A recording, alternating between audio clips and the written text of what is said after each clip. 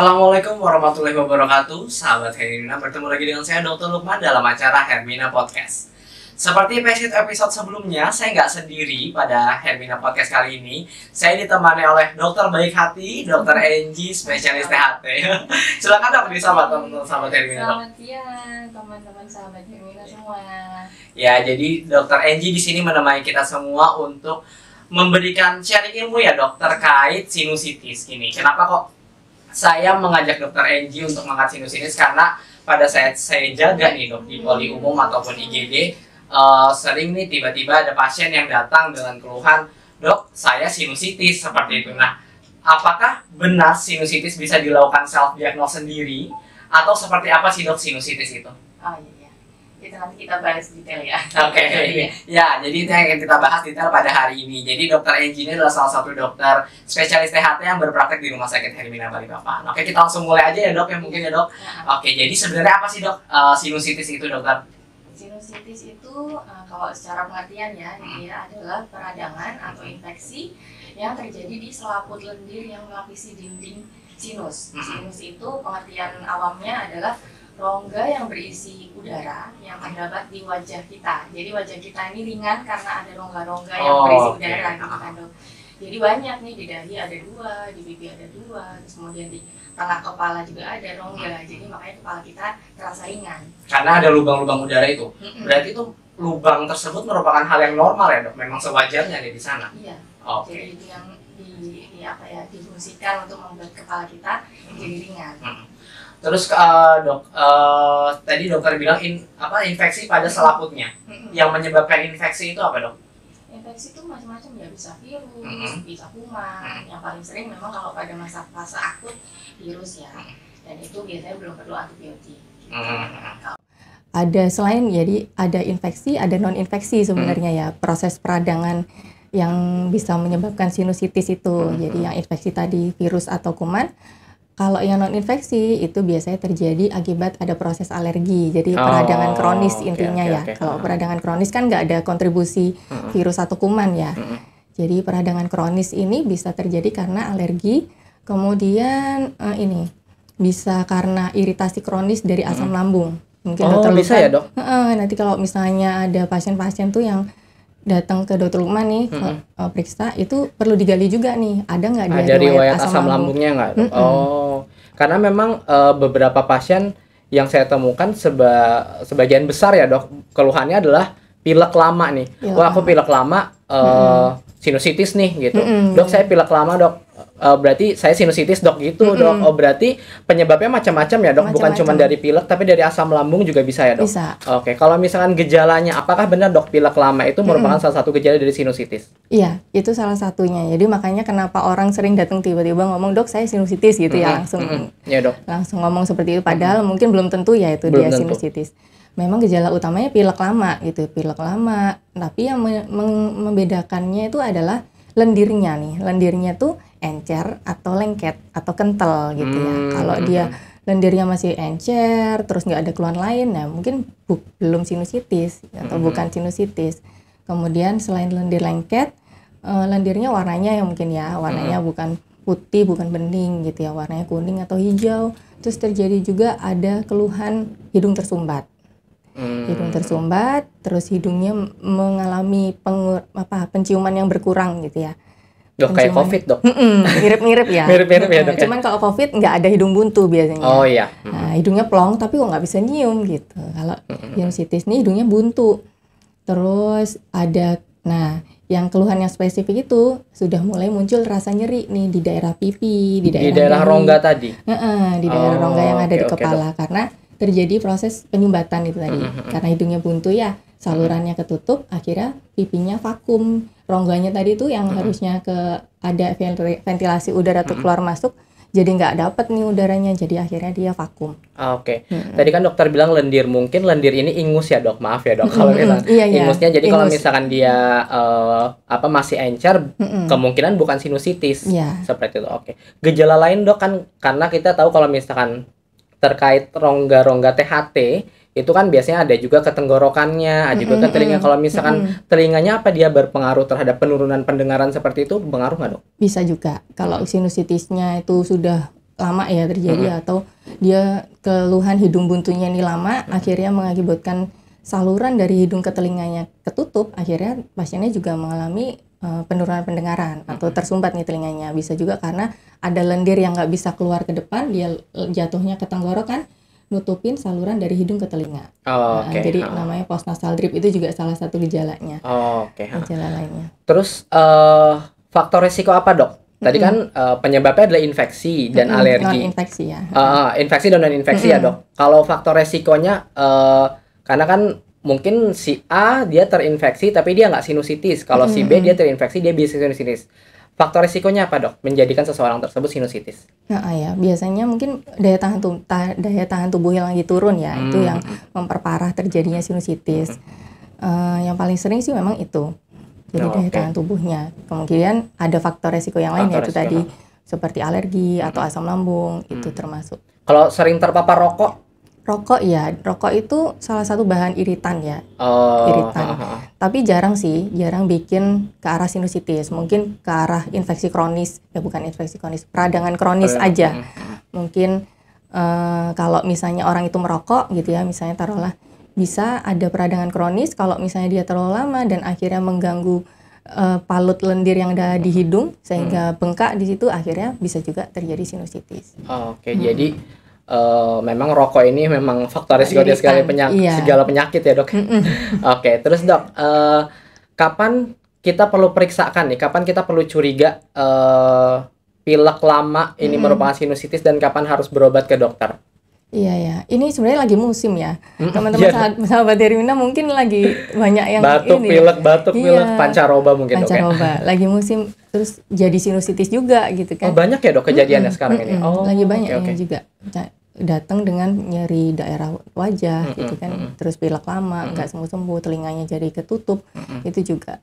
Jadi kapan itu pasien harus berobat ya? Ketika kita merasakan keluhan di hidung yang udah agak lama nih, maksudnya pileknya nggak sembuh-sembuh. Lama ini berapa waktu, mungkin Dok? lebih dari seminggu. Lebih dari 1 minggu. Lebih dari 1 minggu itu kok nggak sembuh-sembuh, nggak membaik.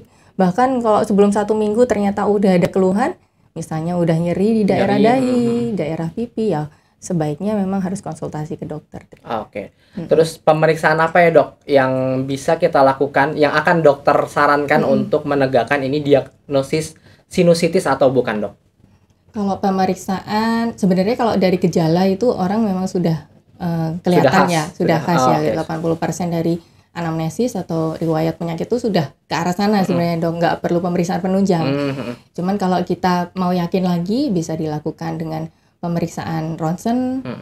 Ronsen wajah berarti, Dok, ronsen wajah. Bisa juga kalau misalnya kita mencurigai nih di daerah hidungnya nih kemungkinan ada perubahan anatomi atau perubahan bentuk. Itu juga salah satu faktor resiko ya, saya lupa sebutin kan tadi. Ada tulang hidung yang bengkok nih, Dok. Itu bisa juga jadi faktor resikonya. Berarti jadi mungkin perlu dilakukan endoskopi untuk meyakinkan. Kita lihat dari dalam gitu mungkin, Dok, ya.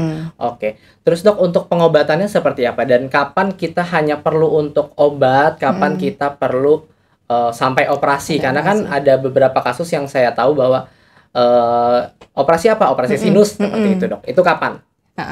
Benar ya. Jadi memang terapi sinusitis itu ada 2, konservatif sama invasif ya. Konservatif itu dengan obat-obatan, bisa dengan obat topikal yang dipakaikan di hidung, cuci hidung, semprot hidung atau tetes hidung, bisa juga dengan obat-obatan minum, antibiotik kalau memang kuman penyebabnya, atau pengobatan per gejala ya.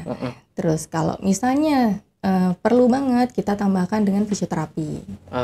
Fisioterapi juga bisa membantu ya, Dok? Membantu, dilakukan SWD atau dihangatkan ya daerah wajahnya. Itu secara rutin, itu membantu penyembuhan. Nah, kapan nih misalnya kita rasa kok ini perlu tindakan gitu ya, Dok ya. Jadi yang pertama, kalau konservatif nih gagal, misalnya udah 1 seri obat kok nggak ada perbaikan, kita evaluasi ulang.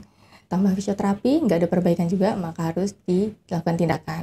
Kalau misalnya nih dari awal udah kelihatan ternyata udah ada perubahan bentuk, perubahan anatomi seperti tulang hidung yang bengkok, itu sebenarnya kalau di konservatif juga nanti kemungkinan sembuhnya akan kecil gitu. Jadi biasanya perlu diedukasi untuk ini sepertinya akan dilakukan tindakan. Oke. Gitu. Kalau misalkan saya iseng nih dok, sebelum kita mulai podcast saya searching di YouTube terkait sinusitis seperti itu. Nah itu ada bukan operasi ya dok, mungkin apa tindakan irigasi, yang dia yang disogrok gitu dok itu seberapa berhasilnya dok terkait tindakan itu terhadap sinusitis? Terapi irigasi sinus itu jadi kita lakukan kalau memang ada cairan nih di pipi. Kalau pasiennya tuh merasa terganggu banget, sakit banget, itu segera dilakukan irigasi untuk mengevakuasi ya cairannya supaya segera keluar. Sebenarnya dengan terapi juga bisa, karena itu tadi dari hidung ini ada pintu keluar ya, pintu keluar, pintu masuk sama pintu keluar. Jadi sebenarnya pintunya yang ketutup itu bisa dibuka dengan obat-obatan. Atau mau ditusuk itu tadi. Jadi pintu yang udah ada yang ketutup kita longgarin, dilebarin gitu ya dok. Terus disemprot gitu. Nah, itu kalau memang isinya cairan dia akan membaik banget. Terus dilanjutkan dengan konservatif ya dengan obat-obatan. Harapannya berarti melakukan irigasi itu untuk mengeluarkan cairan yang ada di rongga sinus ya dok? Iya betul. Oke. Terus mungkin ini pertanyaannya lebih awam ya dok.